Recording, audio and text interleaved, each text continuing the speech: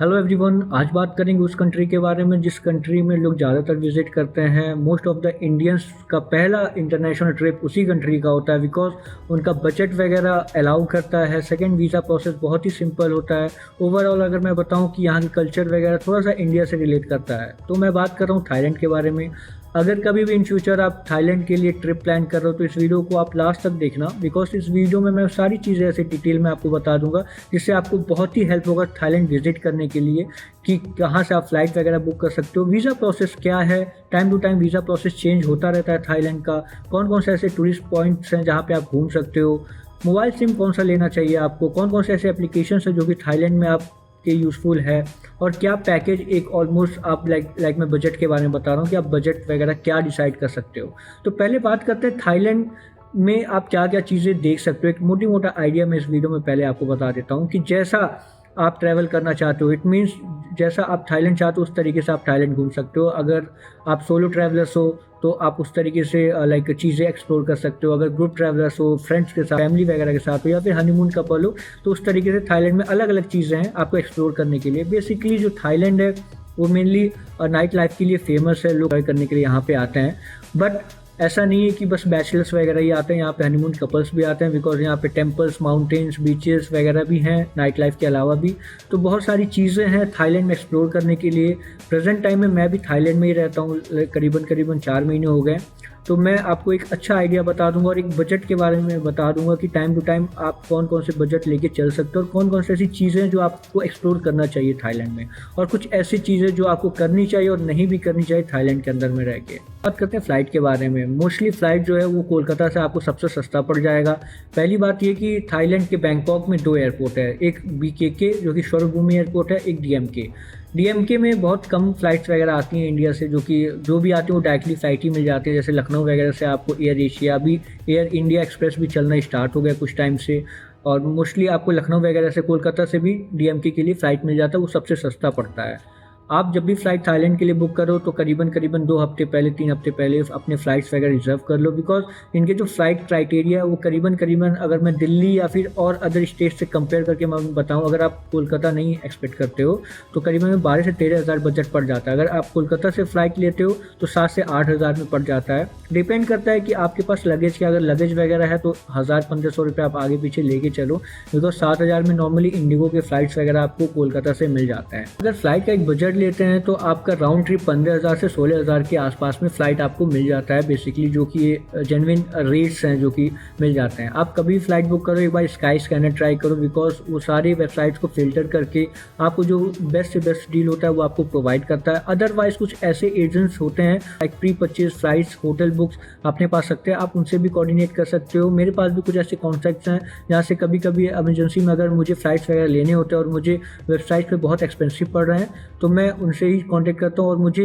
Like and time पे चीज़ें बहुत सस्ती मिल जाती है। तो अगर ऐसा कुछ आपके साथ भी होगा तो आप कमेंट करना, मैं उनके डिटेल्स आपको प्रोवाइड कर दूंगा, आपको सस्ते सस्ता फ़्लाइट या होटल बुकिंग आपको मिल जाता है। बात करते हैं वीज़ा प्रोसेस के बारे में। बेसिकली अभी तो थाईलैंड में वीज़ा फ्री है, वीज़ा ऑन अराइवल ही चलता है थाईलैंड में, जो कि अभी फ्री ऑफ कॉस्ट है। 2 साल पहले करीबन 2000 बाट का फ़ीस होता था, जो कि इंडियन करेंसी में 5000 INR होता है। अभी फ्री ऑफ कॉस्ट है। आप जब भी ट्रैवल करो आप अपने होटल बुकिंग, आप अपने फ़्लाइट्स दोनों तरफ के बुक करके रखो, इंडिया से बैंकॉक और बैंकॉक से इंडिया का, क्योंकि राउंड ट्रिप और इमिग्रेशन वगैरह पे वो चेक करते हैं। और एक छोटा सा एक टिप मैं देना चाहता हूँ, अगर कभी भी जो इंडियन ट्रैवलर्स हैं जो नए ट्रैवल्स कर रहे हो उनको इमिग्रेशन को लेके थोड़े से इश्यूज़ हैं कि वो इमिग्रेशन नहीं क्लियर कर सकते या फिर कुछ ऐसा प्रॉब्लम हो सकता है, उनके सवाल वगैरह जवाब नहीं दे पाओगे बिकॉज लैंग्वेज इश्यूज़ बहुत होते हैं थाईलैंड में, तो आप फास्टैग ट्राई कर सकते हो। फास्टैग के लिए मैंने एक अलग वीडियो अपलोड कर रखा है यूट्यूब पे, आप वो भी जाके देख सकते हो। बेसिकली फास्टैग में होता क्या है कि आप 200 बाट देके, इट मीन्स 500 INR पे करके, विदाउट एनी क्वेश्चनिंग, आपसे कोई भी क्वेश्चन नहीं पूछेगा, ना कोई होटल बुकिंग, ना फ्लाइट रिजर्वेशन, कुछ भी नहीं चेक करेंगे वो। सीधा सीधा आप वहाँ काउंटर पे जाओगे, 200 बात पे करोगे, आपको आपका इमिग्रेशन लाइक वीज़ा मिल के आपको एग्जिट करना पड़ जाएगा। तो आपका ये बहुत ही सिंपल होता है, इसमें कोई भी बहुत रॉकेट साइंस नहीं है, सिंपल है। 200 बात में आप अपना थाईलैंड का वीज़ा ले सकते हो। अगर आप एक्सपीरियंस हो या फिर आपको डाउट नहीं कि हाँ आप इमिग्रेशन वगैरह क्लियर कर लोगे। और सेकंड, वहाँ पे बहुत लंबा लाइन भी हो जाता है इमिग्रेशन में। जब भी आपका फ़्लाइट लैंड करता है तो लगभग 1 से 1.5 घंटा इमिग्रेशन क्लियर करने में लग जाता है। मैंने भी फर्स्ट टाइम नॉर्मल इमिग्रेशन से ट्राई किया था, तो 1.5 से 2 घंटा करीबन लग ही जाता है, क्योंकि बहुत लंबी लाइन रहती है वहाँ पे। काउंटर्स वगैरह भी लिमिटेड है और लोग पैसेंजर्स बहुत ज़्यादा है, क्योंकि मोस्टली लाइक ट्रैवलर्स थाईलैंड के लिए बहुत ही हैं। और ड्यू टू सम ये आपके वीज़ा वगैरह फ्री होने के चक्कर में और भी टूरिस्ट यहाँ पे बढ़ गए हैं। तो जब भी आप आओ, तो अगर आपको इमिग्रेशन में भीड़ लगे, क्यों ज़्यादा हो वहाँ पे, तो आप फास्टैग ट्राई करो, जिससे कि आप 200 बात देके आप टाइम और लाइक जो भी आपके अंदर मन में डर रहेगा इमिग्रेशन को लेके, ये चीज़ें आप क्रॉस कर सकते हो 200 बात में। बात करते हैं सिम कार्ड के बारे में। एयरपोर्ट पे पहुँचते ही जब आप इमिग्रेशन क्रॉस करोगे तो वहाँ पे कस्टम काउंटर्स होते हैं। जब भी वो आप क्लियर करोगे तो आपको गेट्स मिल जाएंगे, 1 से लेके 9 तक का गेट वहाँ पे है।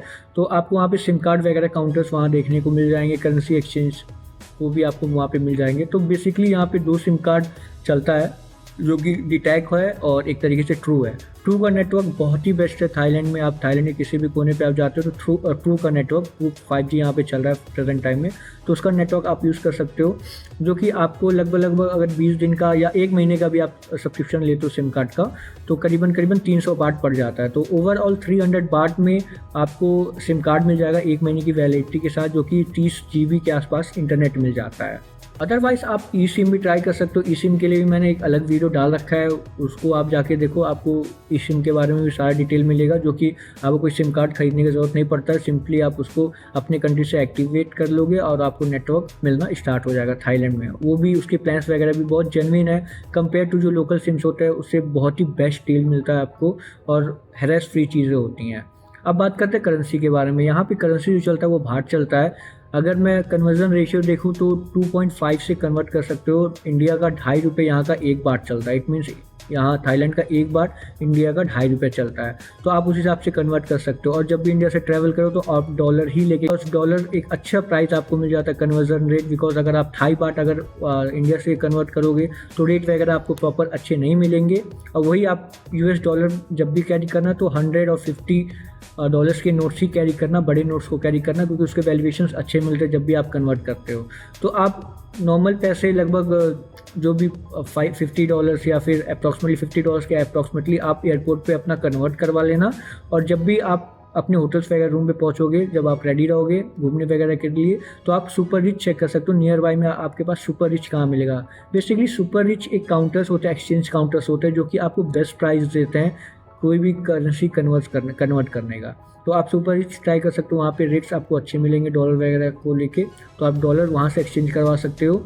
और एयरपोर्ट से मत ही करवाना, आप उतना ही करवाना जितना आपको टैक्सी वगैरह देने का ज़रूरत पड़े, बिकॉज एयरपोर्ट पे एक्सचेंज रेट बहुत ही हाई होता है, तो आपके लिए लॉस रहेगा और आप सुपर रिच से ट्राई कर सकते हैं। बात करते हैं मोबाइल एप्लीकेशन के बारे में। बेसिकली 2 मोबाइल एप्लीकेशन हैं जो बहुत ही चलते हैं यहाँ पे। ग्रैब, जो कि लगभग सारे साउथ एशियन कंट्री में चलते हैं, और एक यहाँ का लोकल और भी है बोल्ट करके। ये दोनों बेसिकली लाइक टैक्सी कैब्स वगैरह बुक करने के लिए एप्लीकेशन है। इससे आप फूड वगैरह भी ऑर्डर कर सकते हो।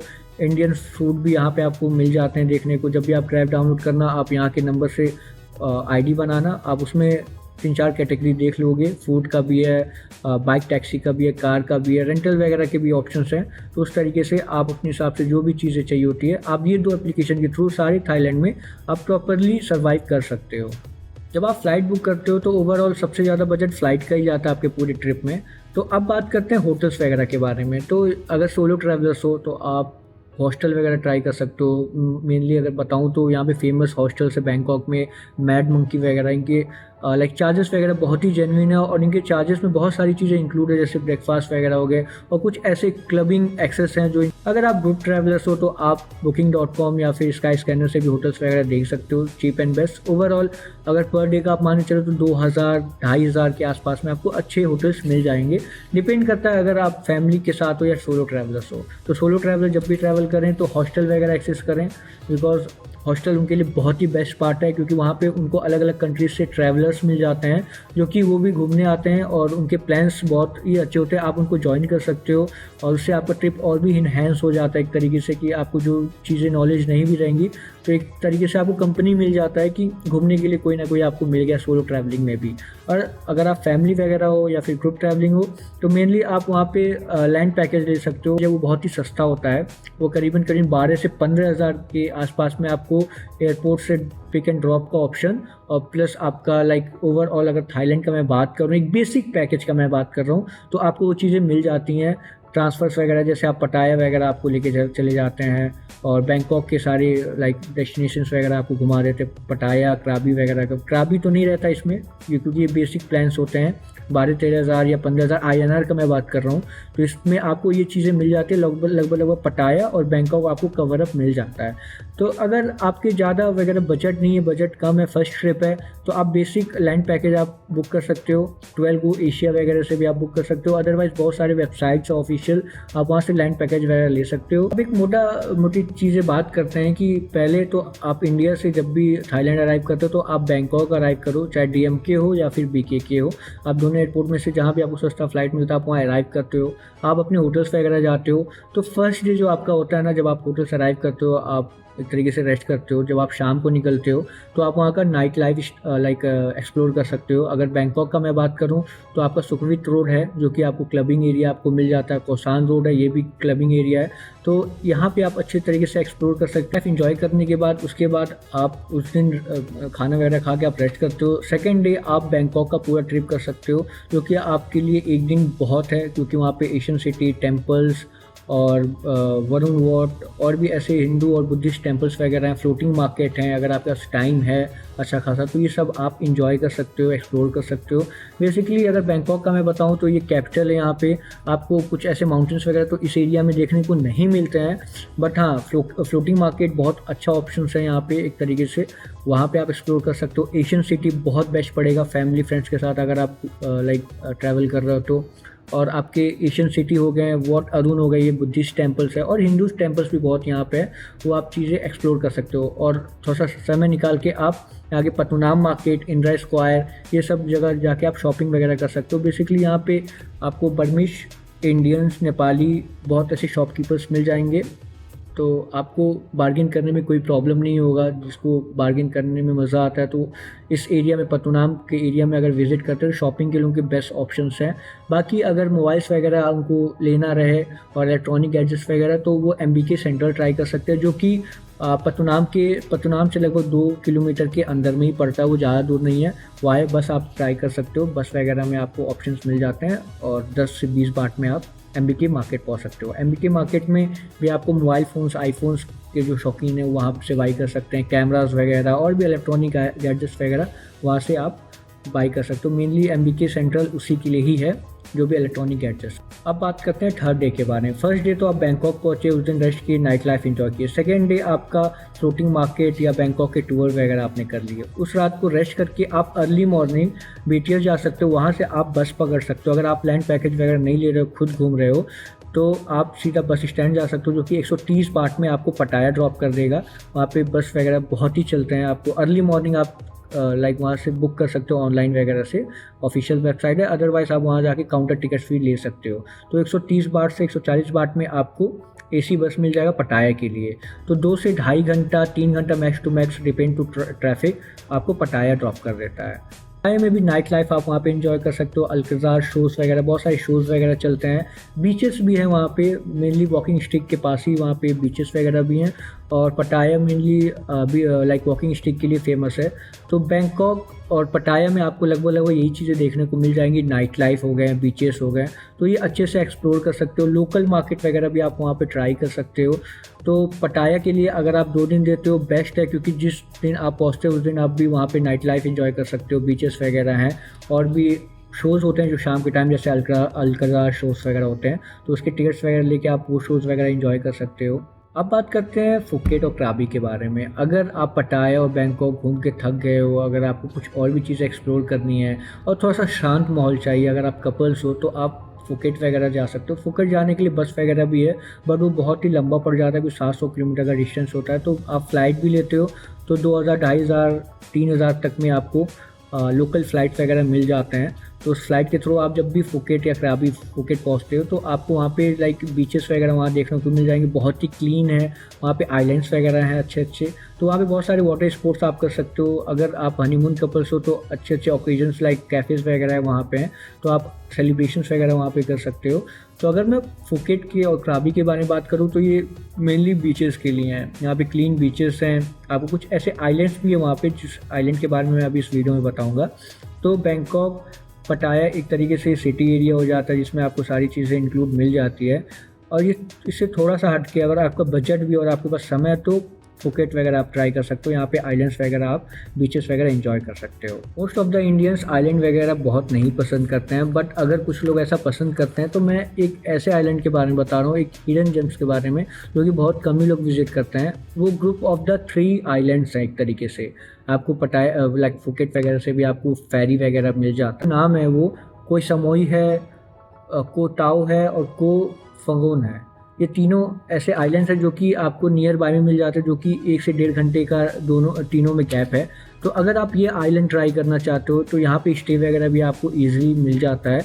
तो आप एक आइलैंड पे एक दिन अगर दोगे ना तो आपका जो घूमने का पूरा ट्रिप रहेगा एक तरीके से बहुत ही अच्छा जाने वाला है। मैंने भी इस आइलैंड को एक्सप्लोर किया है, बहुत ही अच्छा जगह है, पीसफुल है, क्राउड से हट के एक तरीके से अलग ही आपको मिल जाता है। बैंकॉक का एक अलग ही कल्चर देखने को मिल जाता है। आइलैंड में जाने के लिए आप 12 गो एशिया से भी अपने फेरी वगैरह बुक कर सकते हो। अदरवाइज जब भी आप फुकेट वगैरह जाओगे तो वहाँ पे बहुत सारे लोकल्स वेंडर्स होते हैं, ट्रैवल एजेंसी वाले होते हैं। अदरवाइज़ आपने जो ट्रैवल एजेंसी बुक किया है, जो लैंड पैकेज लिया, उसमें आप इंक्लूड करवा सकते हो। अपने हिसाब से आप पूरे पैकेज को कस्टमाइज़ करवा सकते हो बैंकॉक में, क्योंकि यहाँ का लैंड पैकेज बहुत ही सस्ता रहता है। अगर आप खुद एक्सप्लोर करते हो, आपको लाइक आइडिया है कि हाँ आप उसको प्रॉपर्ली एक्सप्लोर कर सकते हो तो बेस्ट है। अदरवाइज़ कोई आइडिया नहीं है तो आप लैंड पैकेज के अंदर सारी चीज़ें इंक्लूड करवा सकते हो अपने जो भी ट्रैवल एजेंट्स होते हैं। अब बात करते हैं एक तरीके से ट्रिप के बारे में। मैंने आपको एक हल्का आइडिया बता दिया कि कौन कौन से प्लेसेस आपके लिए बने हुए हैं। सोलो ट्रैवलर्स हो तो पूरा थाईलैंड एक्सप्लोर करो, आपके लिए 2 महीना भी कम पड़ जाएंगे।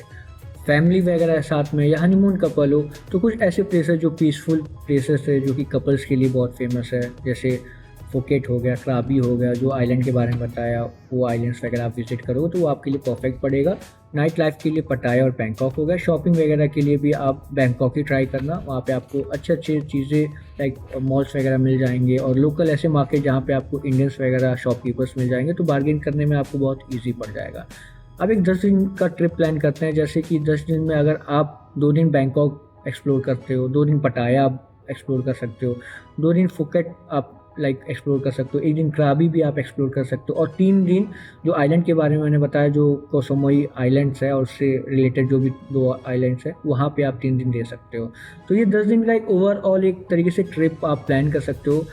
ये आपके ऊपर डिपेंड करता है, आप अगर थक वगैरह जाते हो तो 1-2 दिन का आप कैप ले सकते हो, रेस्ट वगैरह ले सकते हो, तो उसी दौरान आप ट्रिप प्लान करना। ये 10 दिन का एक ऐसा प्लान है जिसके अंदर आप पूरा थाईलैंड ओवरऑल एक्सप्लोर कर सकते हो। तो ओवरऑल 10 दिन के ट्रिप में आपका क्या बजट जाता है तो ये भी डिस्कस कर लेते हैं।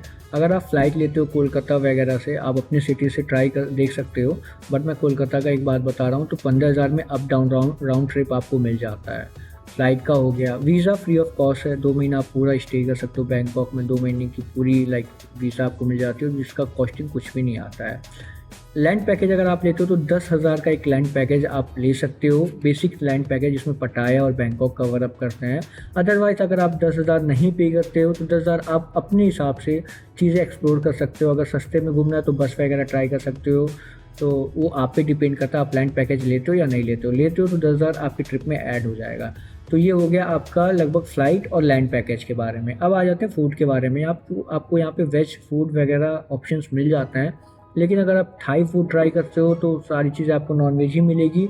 और अगर आप वेजिटेरियन हो, अगर आपके पास अगल बगल ऑप्शंस नहीं मिल रहे हैं अच्छे, या फिर आपको फूड वगैरह यहाँ का नहीं समझ में आ रहा है, तो आप 7-Eleven ट्राई कर सकते हो। 7-Eleven ओवरऑल बैंकॉक में हर जगह आपको मिल जाएगा, थाईलैंड में पूरी जगह आपको मिल जाएगा 7-Eleven।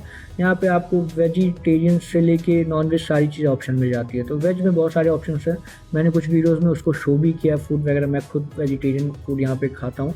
तो मैं 7-Eleven से मोस्टली वहाँ से फूड पिकअप करता हूँ। जूसेस वगैरह ओवरऑल 7-Eleven सब कुछ के लिए है, उसमें आपको सारी चीज़ें ओवरऑल मिल जाती है, जो भी आपकी पर्सनल नीडें होती हैं वो आपको मिल जाती हैं। तो फूड को लेके अगर आप 10 दिन का ट्रिप प्लान कर रहे हो तो ओवरऑल 5,000 इंडियन करेंसी आप ये बजट लेके चलो, तो आपका लगभग 10,000 लैंड पैकेज, 15,000 आपका फ़्लाइट हो गया और 5,000 आपका फूड हो गया। तो 10,000 में आपका ट्रांज़िट भी मैंने इंक्लूड किया है, क्योंकि अगर आप लैंड पैकेज लेते हो तो ट्रांज़िट वगैरह आपको करना नहीं है खुद से, वो सारी चीज़ें एजेंट्स वगैरह करते हैं। अगर आप लैंड पैकेज नहीं लेते तो खुद आप 10,000 अपने ऊपर खर्च कर सकते हो, जो भी ट्रांज़िट वगैरह जैसे पटाया वगैरह जाना हो गया, कुछ टैक्सी वगैरह, बस वगैरह आप लेते हो तो उसमें आप 10,000 ओवरऑल मान के चल सकते हो।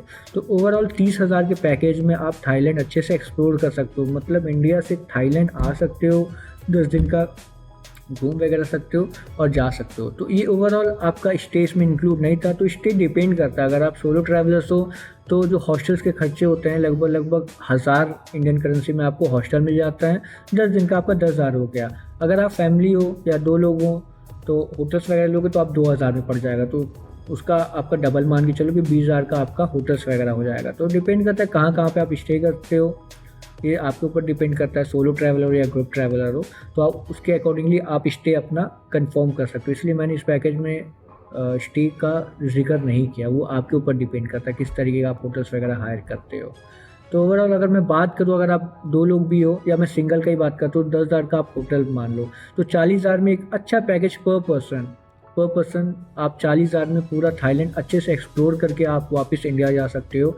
और अगर कुछ लोग ये भी इस वीडियो में देख के बोलेंगे कि इससे लाइक गोवा वगैरह से तो बहुत ही सस्ता पड़ जाएगा थाईलैंड, की हाँ, थाईलैंड बहुत ही सस्ता जगह है, यहाँ पे अच्छे से आप एक्सप्लोर कर सकते हो कंपेयर टू गोवा, क्योंकि मैंने गोवा भी देखा है कि गोवा तो आप पहुँच तो जाते हो अच्छे से लाइक कम बजट में फ़्लाइट वगैरह या ट्रेन वगैरह लेके, बट वहाँ के जो लोकल टैक्सी वेंडर्स हैं या फिर होटल्स वगैरह हैं वो आपको अच्छे से लूटते हैं। इट मीन आपको अगर एयरपोर्ट से या रेलवे स्टेशन से अपने होटल तक भी जाना होगा तो इंडियन करेंसी में 2 से 2,500 3,000 कोई लिमिटेशन नहीं है, वो कुछ भी ले लेते हैं। होटल्स वगैरह का भी कोई लिमिट नहीं है, वहाँ जाने के बाद आपसे क्या चार्जेस करते हैं, आपके पास कोई ऑप्शंस नहीं छोड़ते हैं वो, तो बहुत ही एक्सपेंसिव पड़ जाता है गोवा। तो अगर कभी भी गोवा के लिए आप ट्राई कर रहे हो तो इस बेस्ट कि आप थाईलैंड ट्राई करो, वो बहुत ही अच्छा ट्रिप जाएगा, एक तरीके से आपका इंटरनेशनल ट्रिप भी हो जाएगा। अब बात करते हैं एक छोटे से टिप के बारे में जो यहाँ पे स्कैम्स वगैरह चलते हैं, पर्टिकुलरली उसके लिए मैंने एक अलग से वीडियो बना रखा है, वो आप जाके यूट्यूब पर चेकआउट कर सकते हो। एक मैं सिंपल आइडिया दे देता हूँ, जैसे टुक स्कैम वगैरह चलते हैं जब भी आप टेम्पल वगैरह जाते हो लोकल साइट सीइंग जाने के लिए बैंकॉक में, तो टुक जब आप हायर करते हो तो वो बैठने के बाद आपको यही थोड़ा सा बोलते हैं कि नहीं आज तो छुट्टी है किसी वजह से, तो आपको मैं अच्छी जगह शॉपिंग वगैरह कराने लेके चला जाता हूँ। तो वहाँ पे स्कैम क्या होता है, वो आपको प्रोडक्ट वगैरह डिफेक्टिव दिला के अपने कमीशन वगैरह बना के आपके साथ स्कैम हो जाता है। और बहुत ऐसे ऑनलाइन फ्रॉड्स वगैरह भी होते हैं, उस वीडियो को आप जब वॉच करोगे तो आपको सारी डिटेल्स मिल जाएंगे। तो ओवरऑल मैंने सारी डिटेल्स थाईलैंड के बारे में इस वीडियो में बात कर लिया है, और भी कुछ इस वीडियो में मेरे से छूट जाता है तो आप कमेंट करना, मैं उस टॉपिक पे अलग से वीडियो बनाऊंगा। और थाईलैंड विजिट करे तो मुझे कमेंट कर सकता है, जो मेरे से हेल्प हो पाएगा घूमने वगैरह में, एक्सप्लोर करने में ज़रूर करूँगा। मैं भी बैंकॉक में ही रहता हूँ। वीडियो को मैं यहीं पे एंड कर रहा हूँ, बाकी कुछ चीज़ें अगर मेरे से इस वीडियो में छूट जाती है तो मैं एक अलग ही वीडियो इसके लिए बना दूँगा। एंड ऑफ द वीडियो मैं एक चीज़ और बताना चाहता हूँ कि जो भी इंडियंस ट्रैवलर्स थाईलैंड ट्रैवल कर रहे हैं या रहते हैं या फिर आते हैं कुछ टाइम के लिए घूमने के लिए, तो वो ऐसी कोई हरकत मत करिए जिसके वजह से कोई चीज़ बदनाम हो, बिकॉज हमारी इंडियंस पासपोर्ट रैंकिंग दिन प्रतिदिन वो कम होती जा रही हैं, क्योंकि बैंकॉक में आने के बाद चाहे पटाया वॉकिंग स्टिक पे कुछ ऐसी हरकतें हुई हैं जिसके वजह से इंडियन बदनाम है। तो आप अकेले ट्रैवल नहीं करो, आप जब भी किसी कंट्री में ट्रैवल करते हो तो आप इंडिया को रिप्रेजेंट करते हो, तो ऐसी कोई भी हरकत मत करो कि जिसके वजह से एक इंडिया का इमेज डाउन हो। तो मैं हर किसी को टारगेट नहीं कर रहा हूँ, बट मैंने बहुत लोगों को ऐसा देखा है कि वो जब भी थाईलैंड वगैरह आते हैं तो उनकी हरकतें बहुत गलत तरीके से होती है, एक तरीके से मैं बोलूँ तो नीच तरीके का वो हरकत करते हैं, जिससे यहाँ के जो लोकल लोग हैं या फॉरेनर्स हैं वो एक इंडिया को एक गलत इमेज या गलत निगाह से देखते हैं। तो ऐसी कोई भी हरकतें मत करना आप भी।